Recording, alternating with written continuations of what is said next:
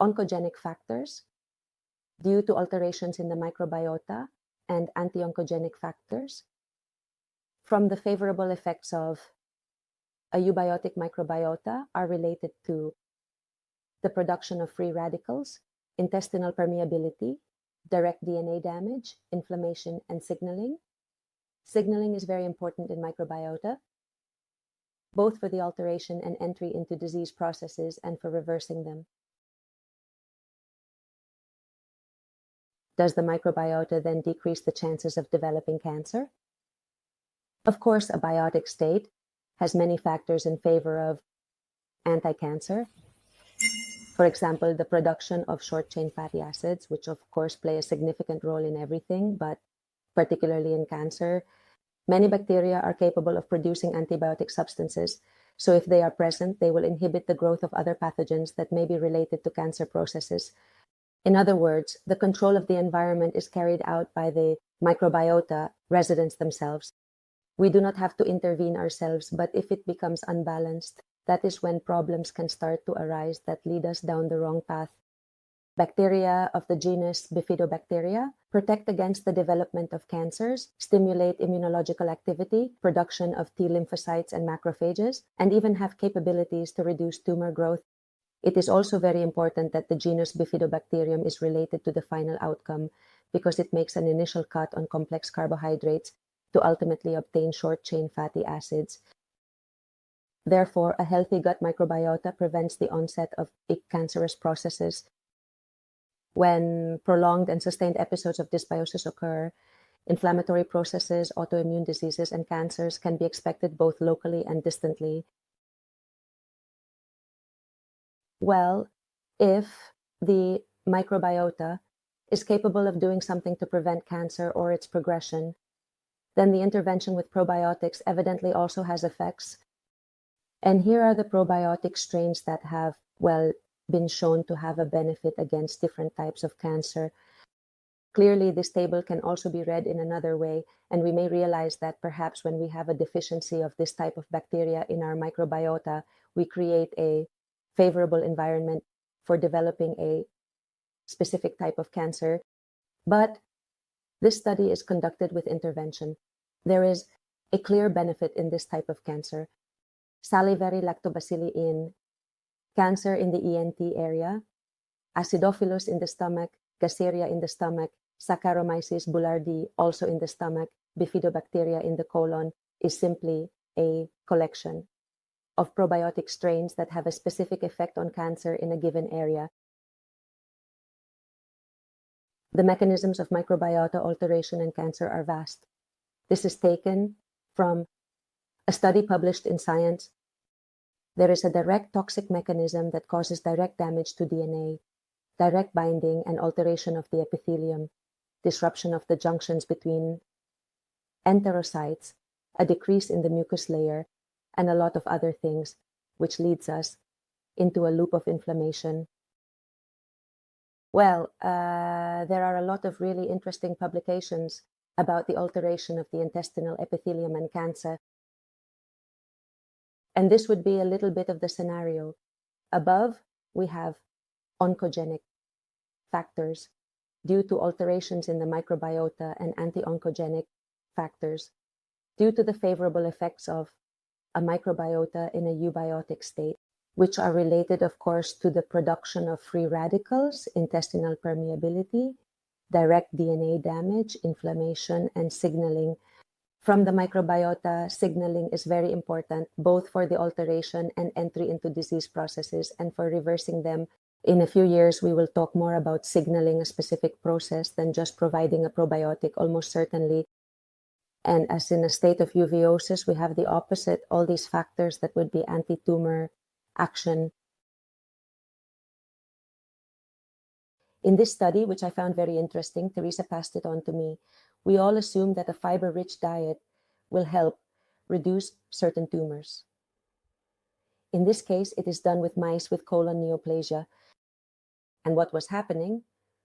Well, with a fiber-rich diet, in some cases the tumor decreased, but in others it grew. So what is going on?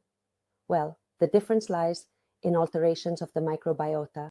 Before providing a fiber-rich diet, we must ensure that we have the functional groups, the primary saccharolytic microbiota, the muconutritive microbiota, and sufficient bifidobacteria to make the necessary cuts to those carbohydrates and ultimately obtain short-chain fatty acids.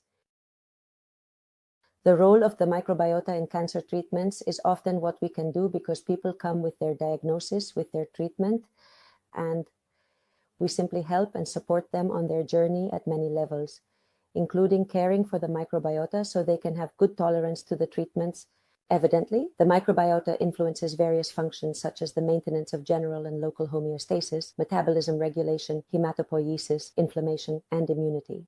So, since it has a regulatory and coordinating role as it links with the major nervous, endocrine, and immune systems, because it communicates with them, we can achieve an impressive level of regulation and control over processes. Microbiota is implicated in the initiation, progression, and dissemination of cancer. It modulates the response to cancer therapy and susceptibility to the disease, side effects, and I believe we have considerable experience in helping in this area because there is a significant proportion of patients who do not respond well to treatments. The variable that was not considered a few years ago and is now starting to gain importance is the state of the microbiota of these individuals before starting treatment and, of course, during and after. Moreover, with a healthy microbiota, we can avoid many side effects. This is a bit about how the microbiota regulates the response to certain chemotherapeutics, which are extremely toxic drugs that damage the intestinal barrier. Therefore, it is important to take good care of this so that it does not turn against us. Regarding radiotherapy, it seems that a good microbiota also prevents the severity of the toxicity in the mucosa induced by radiation. Radiation, and not only radiotherapy, but radiation in general causes significant damage to microbiota and the stability of the intestinal epithelium. There are people who eat very well who do not have dysbiosis but have increased intestinal permeability due to being exposed to radiation. And I am not talking about ionizing radiation, but rather other types of radiation to which we are subjected. This is another study on this modulation of microbiota focused on this chemotherapeutic. Well, in the face of the toxicity of both chemotherapeutics and radiotherapy, it is well established that microbiota plays a significant protective role, and it must be taken care of very well. It can be through diet, probiotics, or inflammation modulators, whatever it may be, but the microbiota must be taken care of. On the prevention of enteropathies caused by radiation, evidence exists. Lactobacillus rhamnosus may protect the intestinal mucosa from the toxicity of chemotherapeutics and radiotherapy. Lactobacillus rhamnosus is very important in the function of xenobiotic degradation by microbiota. Lactobacillus acidophilus, Bifidobacterium bifidus, Lactobacillus casei, and Streptococcus may also have a protective effect against intestinal toxicity caused by radiation in this case. Perhaps this would be interesting to study it to see if they are also protective against the effects of radiation of another kind, and thus be able to help us with other factors and with another environmental exposure that we have, which is tremendous, that of radiations regarding immunotherapy. This area is still under study. These are also more recent treatments, but there is a significant contribution. Support from microbiota modulate inflammation and regulate the response to immunotherapies, making them more or less effective. The alteration of the microbiota due to, in this case, positive therapeutic interventions with antibiotics, probiotics, and prebiotics can serve to modulate the response to immunotherapy. Very interesting field, and for my part, still very little explored. I don't know it especially well. Well, this is a bit, how sometimes it is so obvious when studies are done with mice regarding immunotherapy. Mice with melanoma show that those who respond best to the treatment have a special microbiota, and the transplant of that microbiota is made to the other mice that did not have such a good response nor the special microbiota. And with that transplant, and starting from that transplant, they begin to respond like the others. So I believe there is no doubt that having one microbiota or another can be absolutely differential in facing cancer and the corresponding treatment.